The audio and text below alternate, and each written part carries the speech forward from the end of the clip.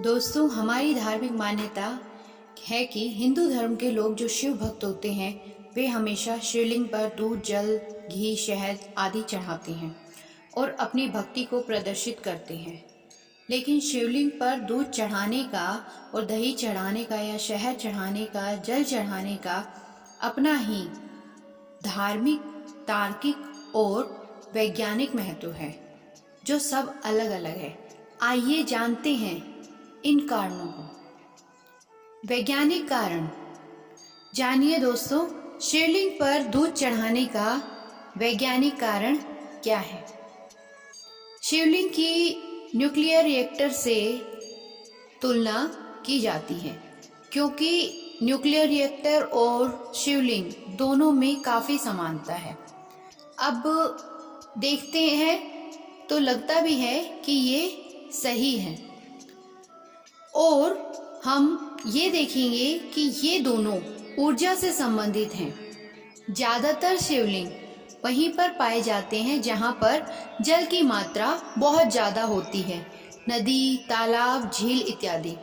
और nuclear plant जो होते हैं वो भी नदी, तालाब या समुद्रों के आसपास ही होते हैं, क्योंकि न्यूक्लियर रिएक्टर को ठंडा करने के लिए जल का इस्तेमाल करते हैं, और जो जल का इस्तेमाल करते हैं उस जल को मनुष्य से दूर रखा जाता है।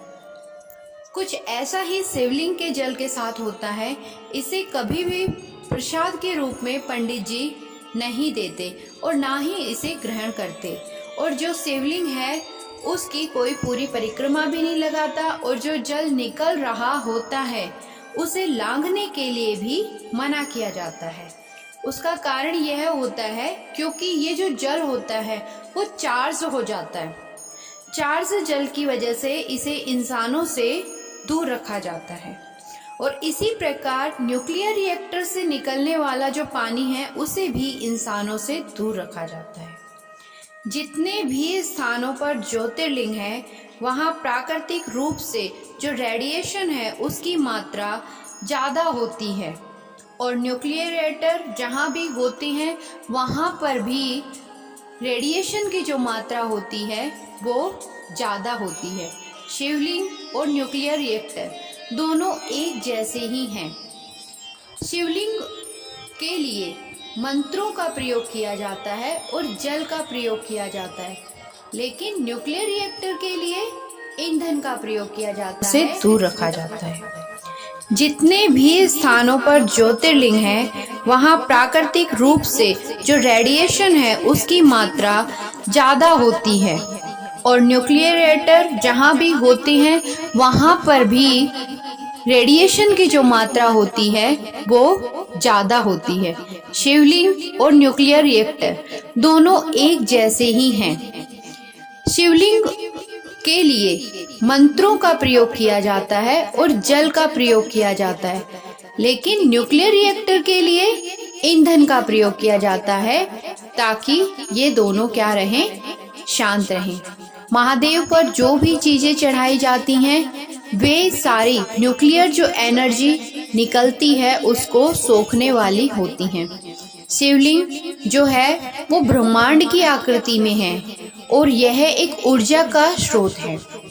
सोमनाथ जो शिवलिंग है उसमें सामांतक जो पत्थर है उसको पंडितों ने छिपा दिया था, जिसको महमूद गजनवी ने बहुत बार लेने की कोशिश भी की थी और काफी बार वहां पर हमला भी किया था। यही कारण है घर में कभी भी शिवलिंग नहीं रखा जाता, और अगर घर में शिवलिंग रखा भी जाता है तो अंगूठे के जितना शिवलिंग रखा जाता है, क्योंकि जो उसकी ऊर्जा है, जो उससे ऊर्जा जो निकलती है वो हमें प्रभावित करने लगती है और ये नकारात्मक ऊर्जा को आकर्षित करने लगती है।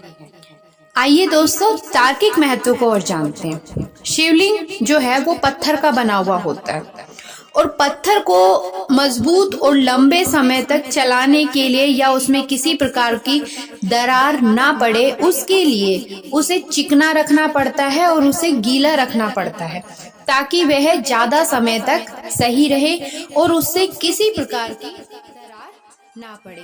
इसलिए शिवलिंग को हमेशा गीला रखने का प्रयास किया जाता है, उस पे दही चढ़ाया जाता है, उस पे शहद चढ़ाया जाता है, उस पे घी चढ़ाया जाता है, उस पे दूध चढ़ाया जाता है और उस पे जल चढ़ाया जाता है।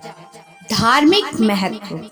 समुद्र मंथन के समय जो विश्व शिव जी ने पी लिया था, उस विश्व की वजह से शिव जी के गले में, पूरे शरीर में जलन होने लगी। तब देवताओं ने उन्हें पानी दिया, लेकिन पानी के से भी वो जलन थोड़ी शांत नहीं हुई। और जब देवताओं के द्वारा शिव जी को दूध दिया गया तो उनकी जलन बिल्कुल शांत हो गई। और उस दिन से शिव जी को दूध चलाने का विधान यह जारी है और सभी लोग शिव जी को दूध चढ़ाते हैं। दोस्तों, अगर आपको मेरी यह जानकारी अच्छी लगी तो आप मेरे चैनल को लाइक, शेयर एंड सब्सक्राइब अवश्य करें। और आपने अपना अमूल्य समय मुझे दिया, उसके लिए बहुत बहुत धन्यवाद। जय श्री कृष्णा। हर हर महादेव।